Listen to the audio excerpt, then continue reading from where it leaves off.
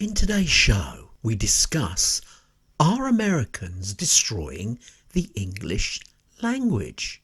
And now, the TNT Talk Show, daring to go where other podcasts fear to tread.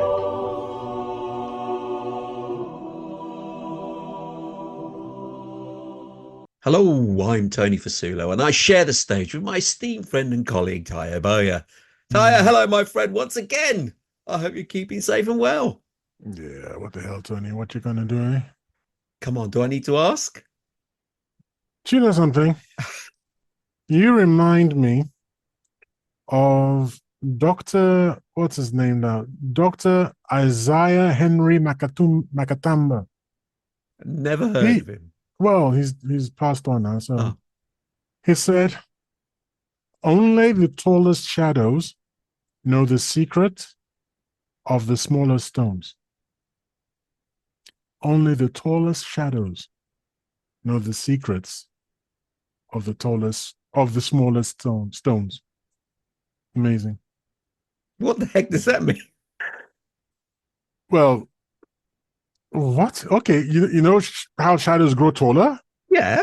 All right, and then small stones? Yeah, little shadows, but they still they can still have long shadows. Well, okay. The Anyway, point so of that, anyway, I you've was just thinking. got out of saying hi to hang our on. audience. Come I on. was thinking about this, about Dr. Makatamba. And I don't know why. Well, I don't know if I'll explain. People probably laughing at you, Tony. Anyway. At me? Yeah. Anyway, I was thinking about this because do you ever get the ick? Like you're minding your business and as if it is some horrible telepathic impulse from some passing demon or awful soul. All of a sudden, you remember something really embarrassing from your past for no good reason, and you get embarrassed all over again. Has that ever happened to you? I'm trying to remember whether it has. I can't Jeez, recall. well, you're so lucky. It happens to me, and if it hasn't happened to you, ask around. It happens to a lot of people. You're minding Really? and then just go, ugh, because you got to get the embarrassment all over again. From childhood, even. Well, this was I was a young teenager, say about, I don't know, 14, maybe 13, 14. I think older than 13, 14 or 15. And it was the first time, well, only time that my parents caught me. Are you going to be rude now? Well, we haven't even discussed the topic yet. They caught me watching porn. Okay. BDSM bondage porn. Oh, okay. And there I was. You put this out on air for everybody watches porn, and I just started out early, maybe. And I was there, I was watching it, and then I don't know why, or I made a sound or something, and then suddenly my parents turned around and said, "How long have you been standing there?" The longest shadows. The longest shadows. That was a terrible joke. Know the secrets of the smallest stones. That was a terrible joke. After all that interlude, our audience must be thinking, these couple of numpties, we haven't even talked about the topic of the show What is yet. the topic? And you haven't said hi to their audience. No, what is the topic? I'm going to say hi to our audience. Hello, audience. Welcome to another show of shenanigans. Right, before I actually begin the title of the show, you've probably been waiting for bated breath. I am going to ask you once again to continue to like, comment, and subscribe to our channel and show, whatever channel material you're listening it on, whatever platform, sorry, it doesn't matter what it is, just like, comment, and subscribe, whichever it is, and we will get back to you if you do put comments. But you can go on our TNT Talkers Facebook group, which is the open group on Facebook, where we are on there all the time, so we will respond to you directly very, very quickly. Okay. Especially our new one on Rumble. We've got a Rumble one, yes. I don't even know the Same The thing. name of that TNT same TNT TNT talk show Talkers. on Oh, talk Rumble. show on Rumble. Okay, there you go. That's news to me. I didn't know what the name of it, but you've clarified. Thank you for that. Right. Finally, after oodles of time, if that's an expression we can It is. use Well, good today. one. Good one. Today we are going to talk about this is one of yours as well. Mm-hmm. Are Americans destroying the English language? Now, obviously, you are a teacher. So obviously this is a special subject warm to your heart. So do you want to take over and explain why you think they are destroying it? Well, because I was listening to a comedian, and I am going to name him. He's a funny comedian. So in a way, I am, what's the expression I'm looking for? I am Endorsing pushing, him. endorsing. That's a good word. Good word. I'm endorsing his show. It's called Josh Johnson, uh, Black American comedian, and he tells these jokes. He's very regular. I believe he puts out a show every week. So he's really sort of firing on all cylinders right now. But I was listening to him, and he was offending the English teacher in me because grammatically he was doing things that were giving me the heebie-jeebies. And I had to analyze what's he saying that's upsetting me so. And it turned out to be that he regularly drops verbs. Can you give an example? He is good. Instead of saying he is good, say he good. Oh, Well, what the heck is he good? He good what? It's like, come on, man, buckle up. And he does it regularly, and he's got this kind of patois that sounds almost like it's actually one of my theses, that is sort of Black American, Black ghetto American slang, if you want to call it. It's not really a slang right now, but it's developing into a patois, its own kind of language, where the rules of more formal English, where people ignore the rules of more formal English. And then I heard one other person, this time a white person, again a comedian, using something quite similar. I thought to myself, oh my God, this is spreading. well, it will do surely if it's in Well, the it was public yeah, domain. because apparently, strangely, for reasons to do with, I believe, rap. This I understand the sort of song culture and this and that.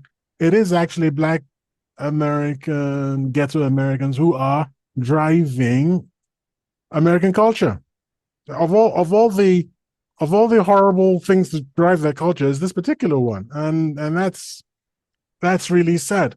Can And I can I just say, I mean, I understand that if you're comparing it to traditional, in quotes, Queen's English, then that's the standard bearer and everything else fails miserably against it. But let's be honest, there's many dialects and slang in the UK, which is probably even worse. I mean, if anyone listens to anyone speaking Cockney rhyming slang, for instance, which is practiced in some areas of London, you wouldn't understand a word they're saying. very, very little, if anything. Indeed. And some of the really stronger accents, Geordie especially accent. I can't Geordie, make head or tails out of it. Scottish accent is still an English. You have to tune in Well, almost. you say that. the thing is, these are distinct dialects, I believe you said. They're distinct dialects in English, but what I'm complaining about is bad English becoming mainstream English. That's what I'm complaining about. And things have already crossed over from America, and that's why we're having this show. There are pet peeve of mine, lay, Lay. Okay. I hate it when people say, when they misuse it, and they, instead of saying I went to lie down, I went to lay down. No, you didn't go to lay down. You went to lie down. And my students are beginning to say this, and then I lose my whatever what do you lose when you Your get rag. I lose my rag, and I'm like, what? Why are you saying lay? Because they watch so much American, they imbibe so much of American culture, and we're going to lose the battle. They're going to be saying, I said, look, to lay is to put something down. lay the table, lay this pen on the book. That's lay. Lie is to recline horizontally, isn't it? Lie, recline. Isn't it to tell a mistruth? In the sense of laying the table and whatever, Okay. and then telling a falsehood, telling a fib. Yes, you can lie. You can tell a lie. But when you use lay instead of lie, you are not being, I'm going to use this word, cool. Cool is slang. When I was growing up, when I was a teenager and I started saying, hey, that's cool, I wasn't misusing the word cool because I was ignorant of the true and proper meaning of the word cool. I was using the word cool deliberately as slang. So there are two kinds of usage: the deliberate usage of slang, and although I don't like hyper modern slang, I mean the really modern slang when you say I'm going to rizz you up. You know what that means? I have no idea. My students taught me. I had no idea. So I know I can actually speak a little bit of my students' slang, and they're horrified that I understand what they're saying. Rizz is to flirt. Oh. So if you're going to rizz up a girl, you're going to flirt with a girl. Or if she's going to rizz up a boy, she's going to flirt with a boy. It's just rizz you up. I'm going to rizz you up. Other things that I can't offhand remember.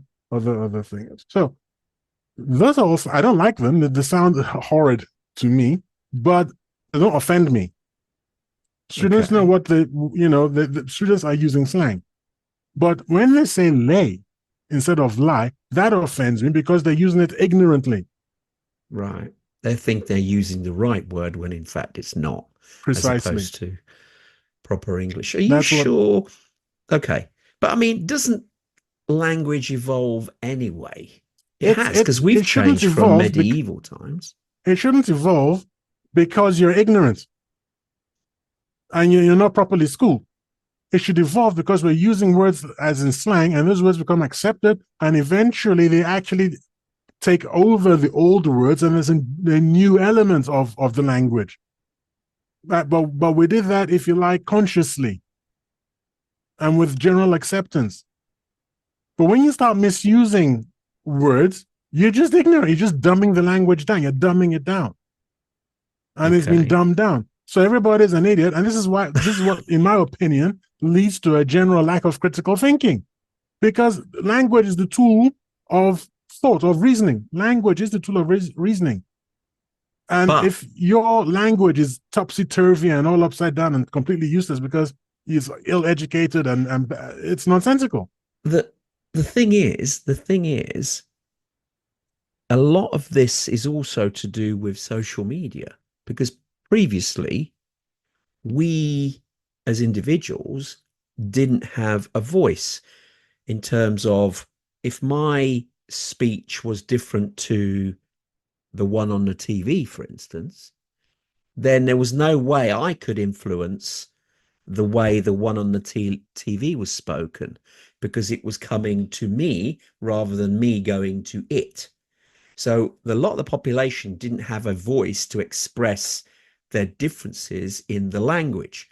Now, however, everyone has a voice on social media. Everyone can post, everyone can put anything up there. And so more and more differences are being seen and heard and chosen amongst others, and it will just bubble up, and different ones, people that in quotes influence, their language will be heard more than someone less so. So all the academia, they can't compete with this.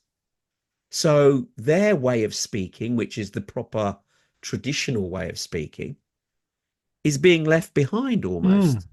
And we're now adopting this slang language culture that is becoming more mainstream, as you say. But isn't that, I'm not going to say is a good thing, but you've almost got two tiers. But we've had this happening a lot, though, over the years anyway, to a degree. Okay, granted, now it's bigger, because I dare say I can see where this could be leading, where a lot of these terms, the use of the language is appearing on social media more and more and more, more people who are listening and watching that stuff are being influenced with it, and they're going to take it on board, and it will start to seep into everyday language across the globe. And then this poor way of speaking is going to be the norm, and that could happen, surely.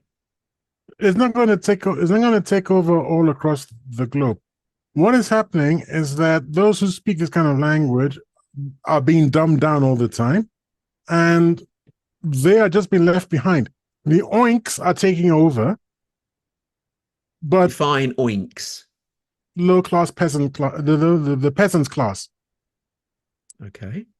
they're taking over because their voices are being heard. Like you said, oinks have got access to information technologies which allows them to boost their voices, and there are far more oinks than there are non-oinks. gentlemen, sort of upstanding, well-educated people such as yourself and myself. Well, thank you very much. Well, myself. I'm not sure. So,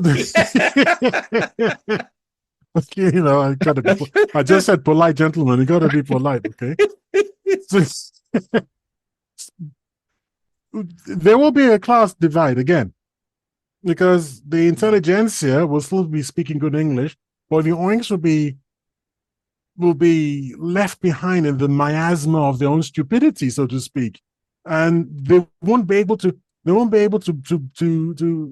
claw their way out of that, because their very souls will be sucked into this morass of dumbness. So it's actually quite catastrophic for them. I'll give you a practical example. Anybody comes onto the TNT Talker Show on Facebook and then follows me around on Facebook. I don't even know if that's possible, but I think it is. Yeah, it is. Yeah. You find that I'm arguing with people, and in like 90% of the cases, I'm destroying them simply because of the language I use. I mean, my arguments are also, exceptionally well thought out. Unlike theirs, I have to destroy them because I don't have the tools of reasoning to put cogent thoughts together. So just actually pointing out that you're so dumb. This doesn't make any. And then you think you're so arrogant. You're so arrogant. All your big words. First of all, it's not big words. It's sesquipedalian words. Is that what you meant, idiot? No. Oh, okay. What do you mean, polysyllabic? The whole idea that you have to come down to explain things. No, you got to explain things, and people have got to make the mental effort, which is difficult, which is why they don't want to do it, and they'd rather not. They have to make the mental effort to climb up to that level. When you think back to films of the 30s and the 40s from this same America, some of the scripts, the dialogue, I beg your pardon, some of the dialogue, the words to some of the songs, you listen to The Sound of Music and the dialogue, the songs, the lyrics in them, the beauty of the whole thing, effort went into that. And now you got some guy saying, me and my hoe, we go to the go. I don't even know. It's just a stupid sort of punk thing. And the same old staccato beat. The same beat. There's no change all through the song. Dumbing down to get to what? To get to, I'll give you an example of what I'm making. You kind of low key did me like that. You kind of low key did me like that. What the heck does that mean? Okay. Maybe I think we could be two grumpy old men here, and we're just getting a bit frustrated that we're not keeping up with the youth of today. But there has to be an element. You just did that to me. Wow, you just did that to me. You just did that to me. Yeah. Wow, you just did that to me. Wow, really? You just did that to me? You kind of low-key did me like that. And that Josh Johnson, he up to something. No, he is up to something.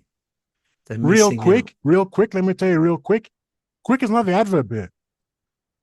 Real quickly is the adverb. Mm-hmm. Okay. I You can mean, tell him anything you think. You can tell him anything you think he wants to hear. Huh? huh? You can tell him anything you think he wants to hear. You want to hear that? Doesn't make sense. You can tell him anything you think he wants to hear. But that could be a difference thing. I mean, for instance, my pet hate. I mean, I try and live and let live. If they want to change the language, it's up to them. As long as we maintain ours this side of the pond, then that's fine. But I do have to listen to a number of American friends, Mm. and it does grate me when they use the word anyways. No. I Yes. like, where is that coming from? It's Uh, anyway. Why is yeah. it anyways? I don't quite understand that. If it's crept in, it's in casual conversation. I get it, but why? That's not making it easier. It's making it more complicated because you're adding to a word that explains it Anyways, so why adequately. is it anyways? Yeah, that freaks me out. And my blood pressure and everything. It's like, it's not anyways. Oink.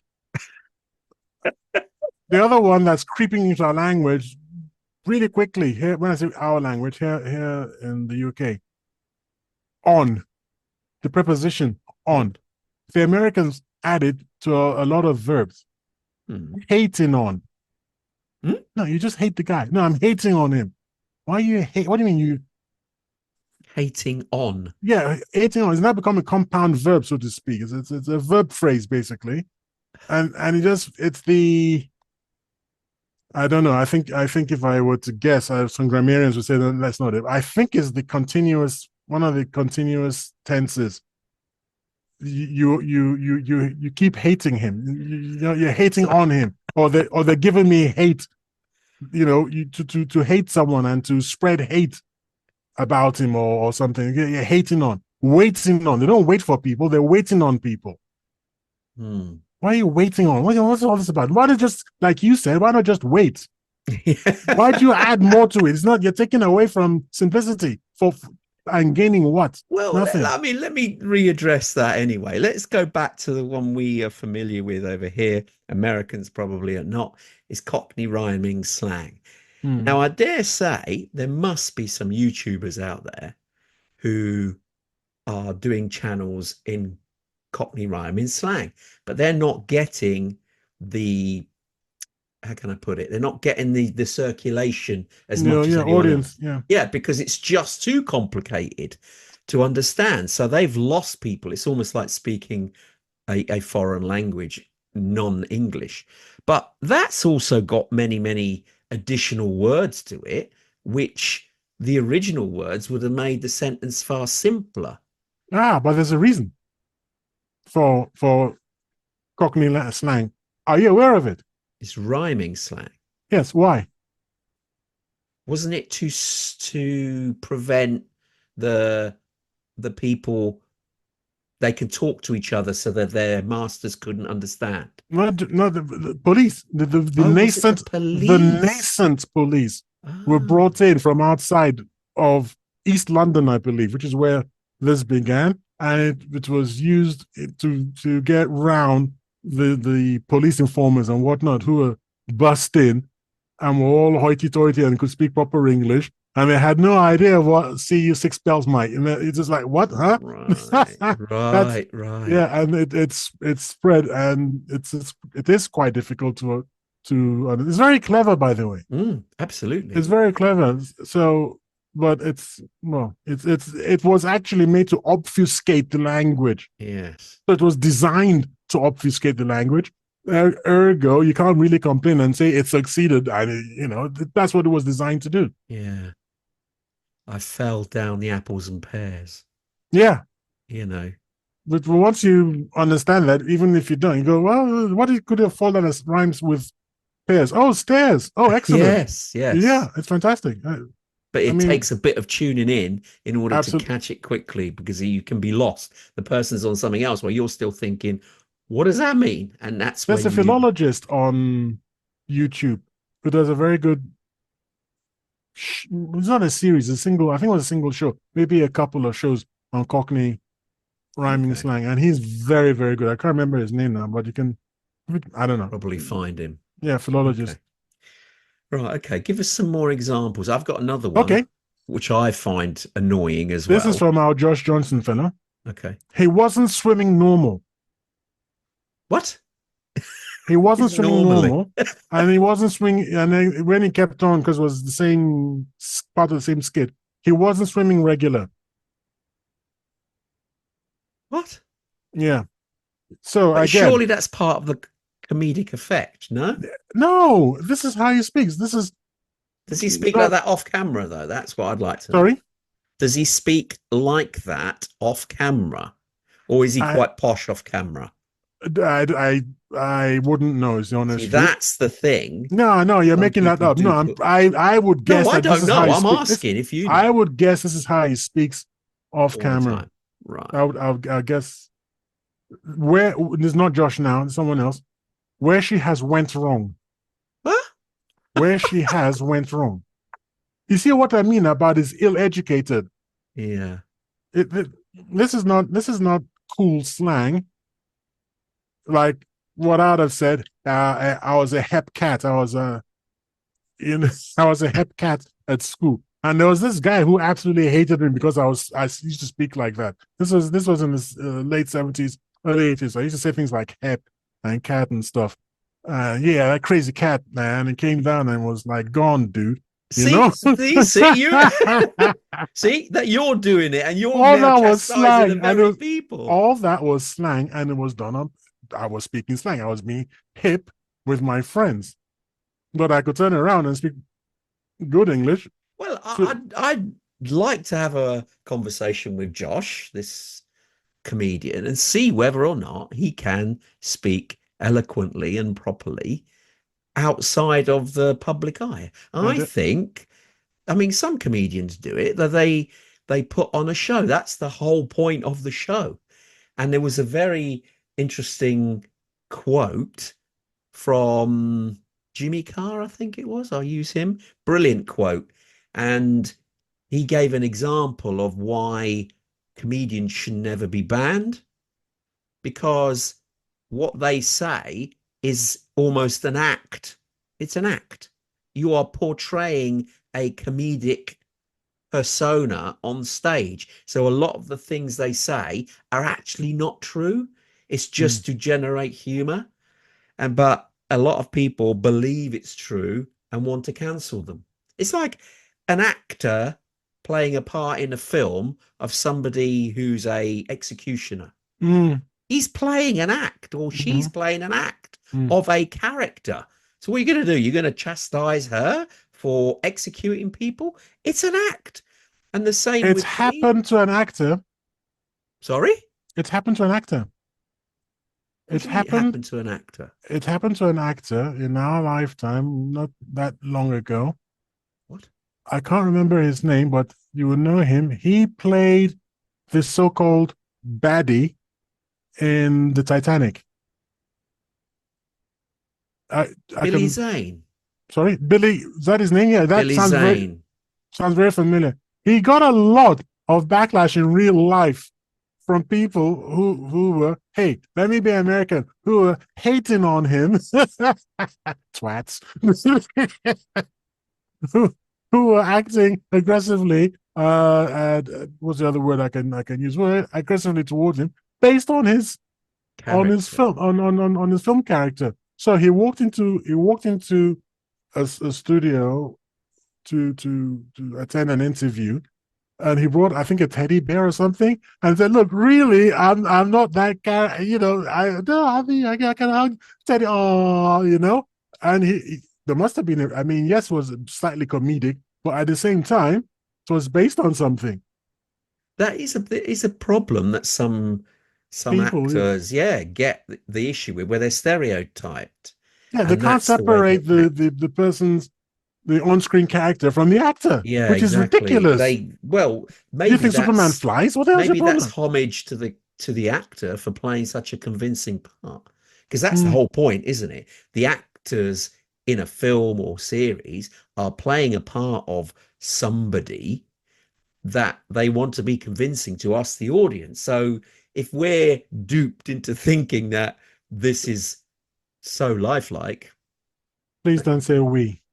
I can separate fiction from reality. No, I'm never going to be. I'm talking You're talking about the generically, oinks. not us. Yeah, I the didn't use oinks. it in that. I'm You not got going to to say say the oinks. Be oinks. honest. I'm not Just use saying the order. oinks. Sorry. No, I'm Yeah. saying people. The peasants out there who No, I'm not going to ill-trained. be like you, derogatory, using language against normal But this is the people. problem. We need to use strong language to punch No, through the we can morass of be ignorance. polite and it still It won't. explain It and get won't the get point across. anywhere. It won't get anywhere. Insults and shaming is what actually gets people to pay attention.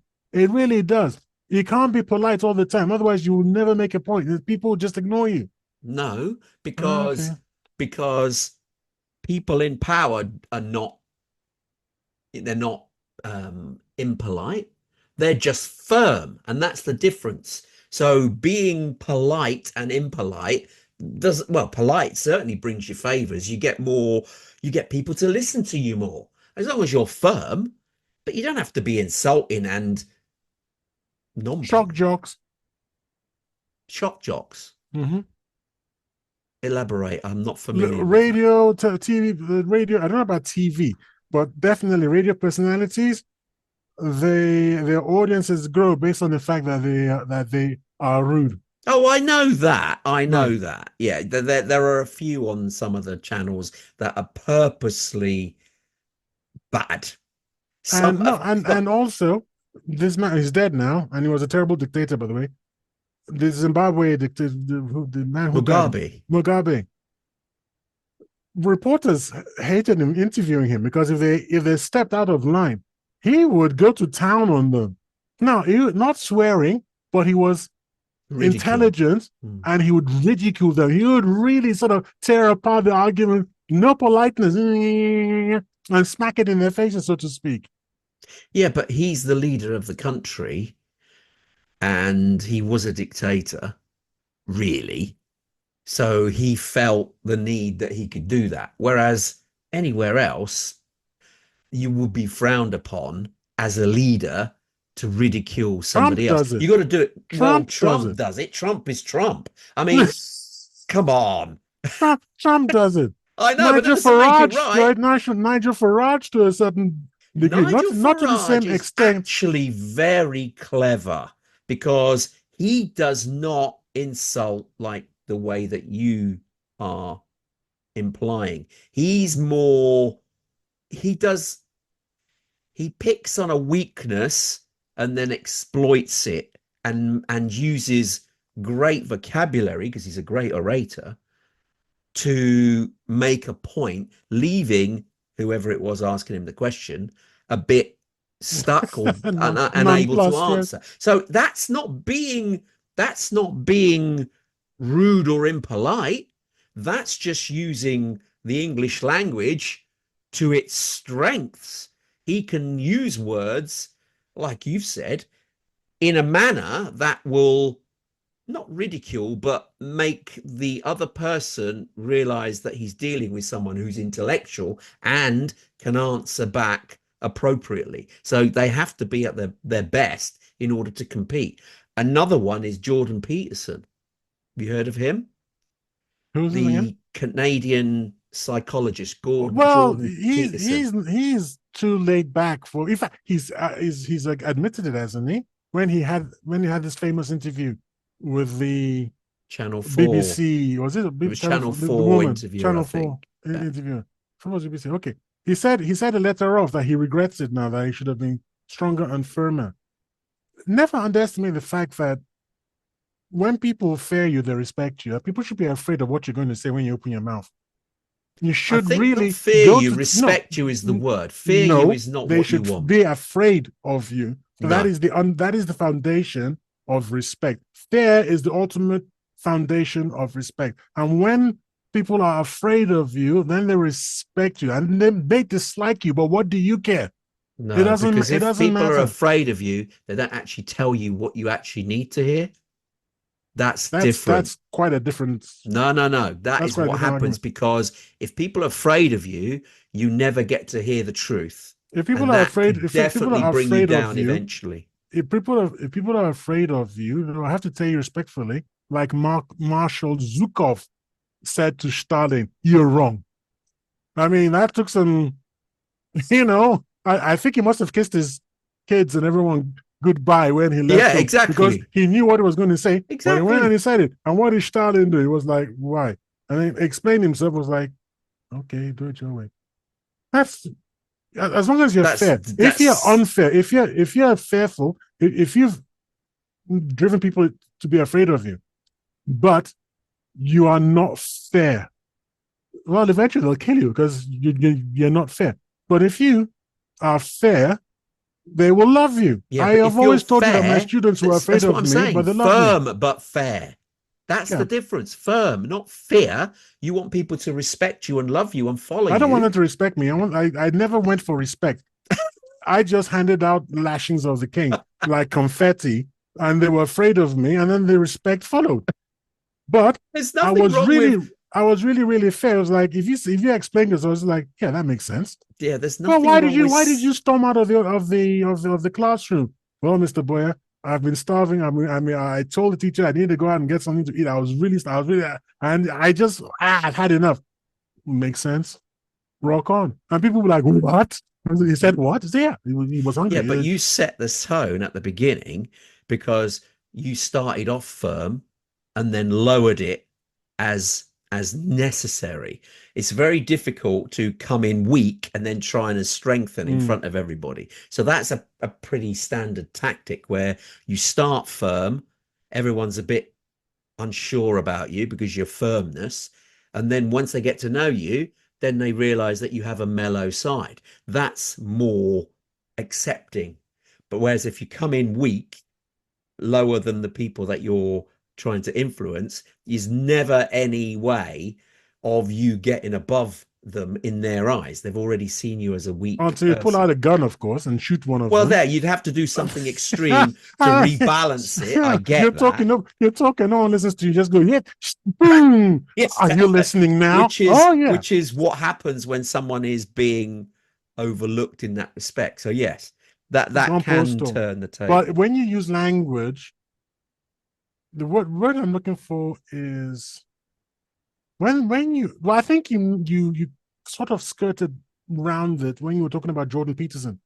When you use, I tell you who's the best exponent of this, George Galloway.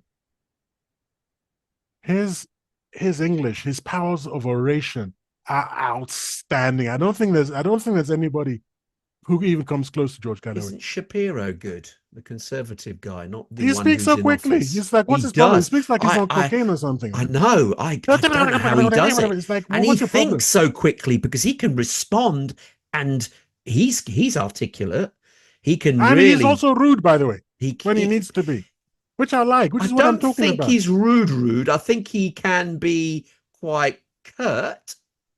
I wouldn't say Oh, come on, rude. that's a bit shaving, No. I wouldn't say splitting rude because hairs, and rude is an element where you're insulting the person in front of everybody clearly. He all right, can. somebody did that. Somebody I like very much did that to an Australian journalist. Tucker, what's his first name? The chap who interviewed Oh, President Tucker. Putin. Yeah, Tucker. Tucker Carlson is his first Tucker name is Tucker. Carlson. He went to America. He went to Australia. I beg your pardon. And he was asked a very silly question by a reporter, and he went to town on her.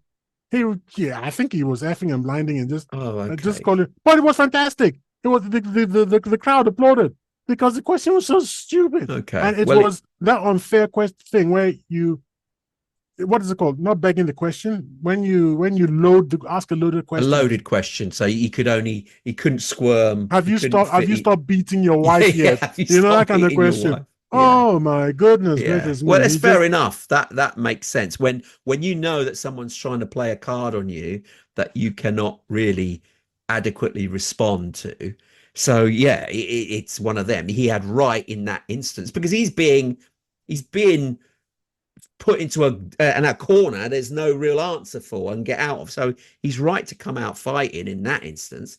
But there are ways and means of doing it without insulting, because if you can do it intellectually and insult the individual intellectually, they don't realize they're being insulted and they'll thank you for it. And you've insulted them. That's when somebody is top drawer. They can use the words in such a manner that they will enable or leave the individual a bit scratching their head. Have I just been insulted? And not realizing it because the words were so good. That was a joke. That was a joke made by an Black American comedian. Yeah. He said British insults can be so subtle that you 2 days later you go, hang on. You actually That's class. To me, that's the top drawer. It's a bit sneaky. It's not very masculine and it's manly. nothing to do with masculine. I like intellectual power. That's intellectual forceful power. I like forceful masculine, so that you know. And by the way, I don't know, you don't do it, but when I'm on Facebook, I do put asterisks over certain vowels so it's not spelled out. But when you say effing idiot, it's just, when you say it appropriately, it's so enjoyable because it's apt. It's the apt insult for the time. You go on blah, blah, blah, blah. Thank you very much. Have a nice day. Fucking idiot. Bam. Boom.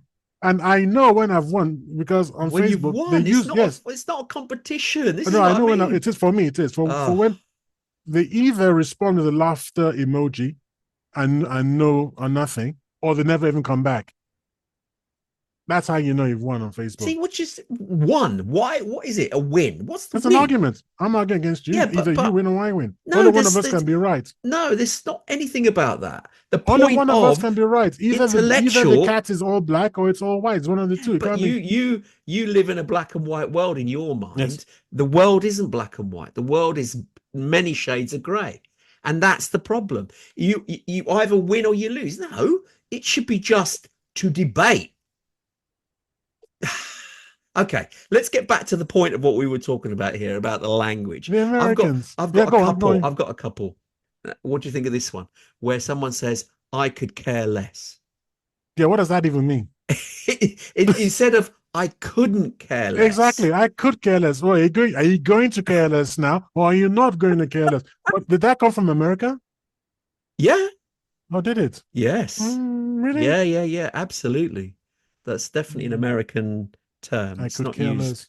I could care less. It does sound like something from the golden age of Hollywood. I could care less. I don't think it was that long ago. It's more a recent thing. Really? Yeah. Oh, okay. And another one that's creeping into the vocabulary, irregardless. So many people lose their trolley. Irregardless. Are you in? And I completely understand. Well, it does seem that a lot of people do go overboard when they see irregardless. Oh my goodness, they lose their minds, man. I think it's like the way I feel about lay, and they go irregardless. And then by the way, I'm not the only one who insults people on Facebook. Other people, when they get going, wow, don't say irregardless, please. Don't write that down. No, unless you're trolling someone. Trolling. Oh dear. What's okay. Do you have No, I got. You got a few. I got serious things now. All what I've said up until now, it's largely been tongue in cheek, just to sort of have a dig at our American cousins. But now I'll start getting to the more serious stuff. Why is American English becoming more widespread than British English? Hollywood. Well, apart from that, see, the language itself lends itself to being taught. For example, the simplification of grammar and spelling. American spelling, you spell your color, COLOR, and there's no U. Yeah. And when you think about it, what the hell is the U doing there anyway? Center is CENTER. Why should it be CENTRE? All these ISE words are IZE words. Realize. Which is the sound of the actual word. Which is the actual sound. So what is the realize? I keep having to remind myself to put an S in, because actually naturally you would The actually write Z the makes Z, sense. wouldn't you? So It really does. And then in grammar, you've got things like gotten instead of got. yeah, He had gotten to the point. He had got to the point. Gotten kind of sounds natural. I don't know why. it It does does. You're sound right. more It natural does. than he's got to the point. He's gotten to Yeah, the point. he's gotten to the point. I've actually slipped on that one myself. I've used it. I know, especially in written text when I've been speedily typing. Hmm. I thought that doesn't sound right, but it sounded right to one degree. I thought, is that right? Yeah. Yeah. So it is a something that is spilling into the UK psyche for sure. Now this is called mangled verb, a mangled verb. And to be honest, I'm quoting because I had to write this down because even I don't understand what the hell they're talking about. It says Americans use mangled verbs. For example, the omission of the subjunctive mood in sentences like "I wish I was" instead of "I wish I were." I have Oh, zero idea what the subjunctive mood is. So, but I do know that I would normally say "I wish I were," but I can understand why Americans say "I wish I was" because "I wish I was." do you know what? I've done that speaking to my wife. Yikes. I Okay. know when it's got relaxed because again, Aren't you one of the oinks I'm talking yeah, you're probably right. I am one of the oinks, so about? hence why I wanted to be sort of in their defense. I'm one Makes of it them, so makes a come lot of on. sense now, actually. Yeah, a vested I think you're interest. too harsh. To make it safe, fair is the key. That brings respect. Yeah, Oh, so dear. I don't. I was going to have to look it up. I don't know what the subjunctive mood is. I really probably should know. There we are, and then we have like I think you were just about to point to this. Were you going to say something about the cultural and media influence? Well, well, for a Hollywood, start, Hollywood is one that's a big driver, but global. also we're getting a lot of the news over here from America, Mm. and because everything is better than everything else, they use more and a lot in a lot of their words and Ah, descriptions. the advertising culture, Oh, the that best, the so best, they've the already used it. greatest. They've already diminished the value of the word best. Yeah. So people prefer to say, that's my other pet peeve. And this was on BBC. This is the BBC weather people. I've stopped I paying for thought you my don't TV. watch BBC now. I stopped paying for my TV license a while ago. So I don't know if they've improved, but the last time I was watching the BBC on a regular basis, which was always a bad idea, the weather people say tomorrow is going to be more warm. And you can hear me screaming. I'm surprised you couldn't hear me screaming in London all the way from Northampton saying, well, are you an idiot or something? What is more warm? Do you mean warmer? The comparatives and superlatives. And my students don't do it either. I tell them, what, don't you know your comparatives and superlatives? Warmer, warmest. They don't. That's the It's problem. that They they don't. don't. I don't even think that even their teachers. I'm one of their teachers, but I mean the younger teachers. I don't think because they are largely oinks themselves. And if you're watching this, you are oinks. Too bad. It's true. It's like improve yourselves. It's so annoying. It's just like what's happening? The entire culture is just because it's harder.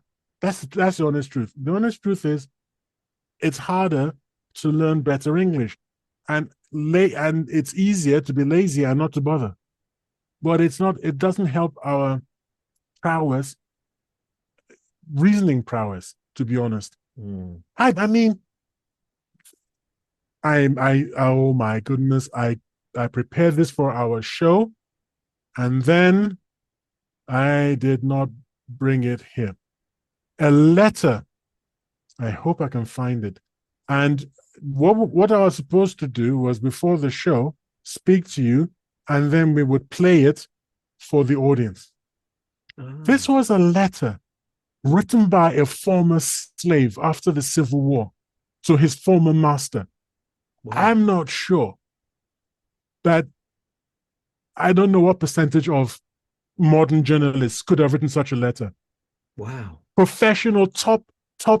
I mean, hundreds of thousands of pounds per year kind of people. I don't think they could have written such a letter. And was this definitely him that wrote it? This is a historic artifact. Oh, wow. And I just wanted to just how far we've fallen from these standards. And he was a slave, a former slave. Wow. Wow. Incredible. I want to give you another word which is also a sort of grates on me, is the term adulting. What? I know. I don't even know what it means. Yeah, it means, what was the term that they would use it in the sentence? Are you adulting that child? What? Meaning, are Adopting. you acting like an adult with that child? Oh my So God. are you adulting? Are you being an adulting person, taking adult responsibility? So it's a new word. Okay, well, that is actually a neologism. So can we complain? Do you think that that's It's allowed. You're inventing a new word. You've just coined a new word to express something new. I don't think we can complain. what, I think act that's how like the an language. adult rather than Well, the that's how I the don't language like develops.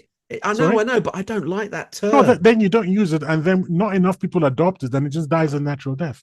Okay. I think it's allowed that is how we develop the language, that we coin new words and phrases, and it's fine. What about the term, this, I don't know whether you've heard this, they use the word supposedly instead of supposedly. Okay, I've not I've come across it only when people are complaining about it. I've never actually come across it used in real life. I've sent you the link. Okay. Is there any way that we can include that in this show? And actually, if we need to take a break, and then you do your Zoom magic and you add it all in, because it's only a few minutes and it's really worth And it. do I you mean, actually want it to be heard? yes, So it's actually heard to the audience. I think I can do that if quite you wouldn't mind, quickly. because it's I think just see how far we've fallen Yeah. from good English. It's horrifying. Okay. Do you want me to share just the audio or the video? I think we can only do the audio. Let's be Yeah, he's reading out a letter. Anyway, yeah, is okay, this is Lawrence Fishburne reads a yes. former slave's incredible letter to his old master. This actually could be a challenge as we already on Zoom. But if I share my screen, let's see whether this works. Actually, we may even be able to see it. Let's try this and see if I can actually do it. So bear with me. No, So take your time. And no, no, if you need me to pause and come back no, no, no, later, no, no. okay. There's no need to pause. There's no need to pause. This can work. This is the technology excellence that we have at our fingertips here. Our main man, Tony the Knife Fasulo, doing his stuff on the Right, I'm fly, going by to the way. share it, and I don't know how this will appear for our watching viewers, but I'll I think share it the anyway. words are far more important than the video. Okay, so you just want the audio, No, I'm but saying what really matters is to hear the word, the letter. okay. Here's what I look like now when I'm sharing this. So bear with me. It'll be over my shoulder. So have a look and see.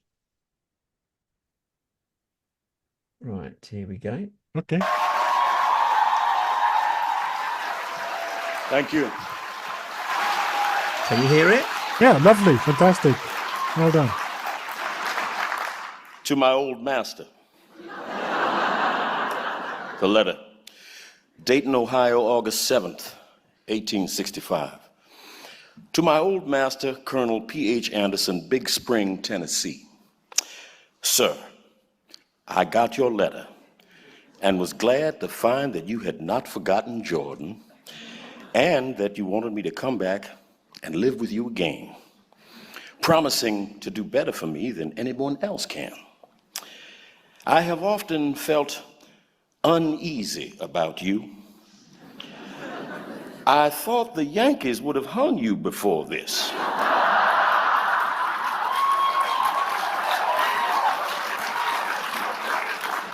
For harboring Rebs that they found at your house. I suppose they never heard about your going to Colonel Martin's to kill the Union soldier that was left by his company in their stable.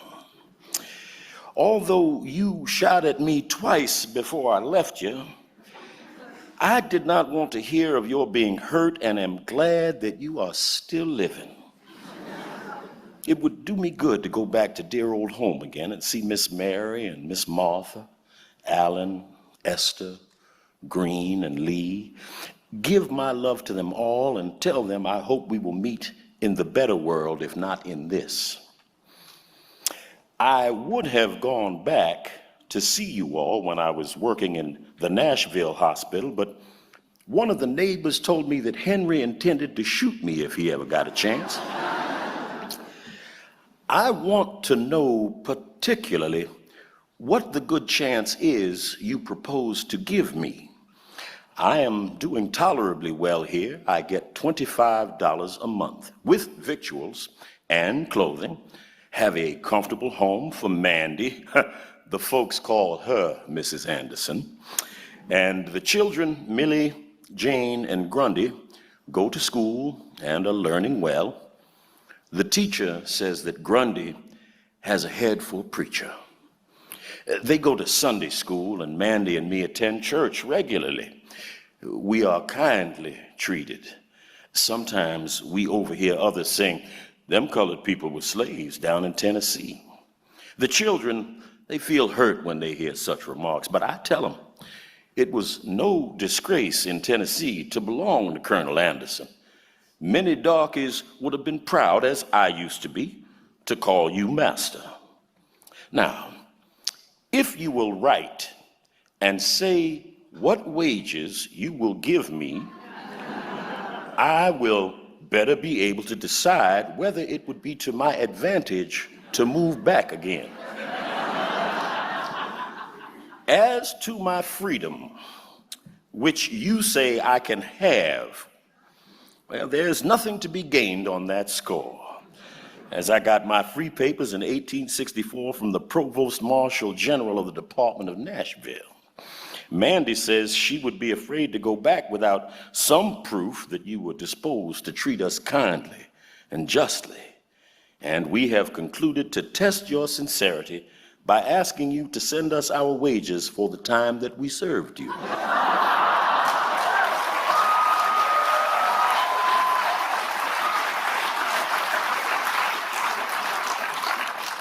This will make us forget and forgive old scores and rely on your justice and friendship in the future. I served you faithfully for 32 years and Mandy 20 years. At $25 a month for me, $2 a week for Mandy, our earnings would amount to $11,680. Add this, the interest for the time of our wages have been kept back, and deduct what you paid for our clothing and 3 doctor visits for me, pulling a tooth for Mandy, and the balance will show what we are in justice entitled to. Please send the money by Adams Express in care of V. Winters, Esquire, Dayton, Ohio. If you fail to pay us for our faithful labors in the past, we can have little faith in your promises in the future. We trust the good Maker has opened your eyes to the wrongs which you and your fathers have done to me and my fathers in making us toil for you for generations without recompense. Here I draw my wages every Saturday night, but in Tennessee, there was never any payday for the Negroes any more than for the horses and cows. Surely there will be a day of reckoning for those who defraud the laborer of his hire. In answering this letter, please state if there would be any safety for my Millie and Jane, who are now grown up and both good-looking girls. You know how it was with poor Matilda and Catherine. I would rather stay here and starve and die if it came to that, than to have my girls brought to shame and violence by the wickedness of their young masters. You will also please state if there have been any schools open for the colored children in your neighborhood. The great desire of my life now is to give my children an education and have them form virtuous habits. Say howdy to George Carter and thank him for taking the pistol from you when you were shooting at me. Your old servant, Jordan Anderson. What was that? How did you feel about that? How did that sound? Brilliant. Brilliant. Amazing. Absolutely fantastic. Fantastic language. Fantastic. It was very cleverly written with innuendo as well as Exactly what you were saying oh, that's what earlier. I'm saying. No, Yeah, but exactly. no. I mean, this is when you employ the technique that you're saying. You are delivering an insult, but you want the person reading it to read all the way down. If you just start off with effing and blinding, Of course, they're not going to do it. they're not going to do it. No, of course So they won't. I'm able, and I think I would have written something similar, not as well as that, but there are times when that is the way to go. But there are other times when you want to satisfy the bile that's rising up in your soul, and the best way to do that, is just a very few, mate. There's nothing more satisfying, and when it's right, everybody feels it. Ooh, because it just works. It's just perfect. Not all the time, but there are occasions when that kind of language, and that's the thing. If you overuse it, as everybody's overusing it, when you get these comedians nowadays who F and blind all the time on stage, Yeah, it has no value anymore. It No. doesn't help. It doesn't have This the is why impact. on YouTube, there's a channel I'm happy to endorse and send people to. It's called Dry Bar Comedy. Oh, yes. Yeah, very good. No swearing No. allowed. No. And it's very good. Very good indeed. Anyway, we have reached the top of the hour. Do you want a quick Wow. sum up? I know. Are Americans destroying the English language? Yes or no? Indubitably. Indubitably. I don't think so. I Huh? don't think so. No, I mean, obviously, they're allowed some flexibility, let's be honest, because language evolves. Yes, there's some comedians who use language in a way that if you look at it on face value, it doesn't look very good, doesn't sound great. But I think it's more for effect. I reckon in their day-to-day language, they're more succinct, they speak properly, and they're only acting when they're on stage. It's not real in that sense. They're doing it because that's their living. They're acting a part of a comedian. I think if you were to interview them off camera or speak to them, over a drink, they'd be pretty normal. So there you go. That's my opinion. Right. Again, in my opinion, a good show, but unfortunately, we have reached the end of the show for another week. Too soon.